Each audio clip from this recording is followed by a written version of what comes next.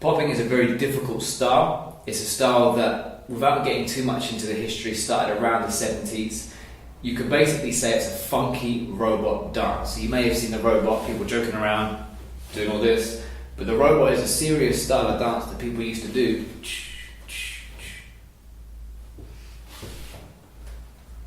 Okay, that's the robot, and then popping.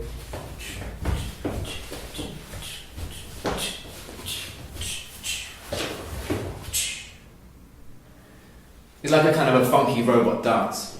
And the idea of popping is you contract, intense your muscles, and you relax. Now you do that to the beat of the music. So if the beat goes boom, clap, boom, clap, boom, clap, boom, boom, clap, boom, clap, boom, clap, boom, clap, boom, boom, clap. You pop to the beat of the music. And that's what I love about popping. I love that connection with the music.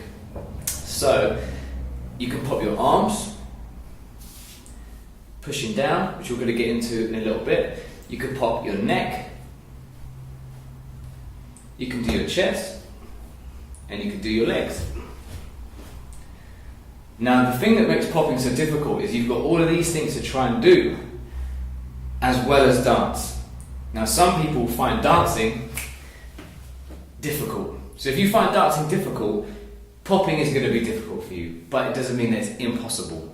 It's just something that takes a bit of time. You have to learn how to dance, you've got to go through the basics, learn the basics of popping, start the journey, boom, and you'll grow, and you will get there, okay? So relax, but do know this, that popping is difficult and it will require time. You've been warned, okay? But just let the passion guide you.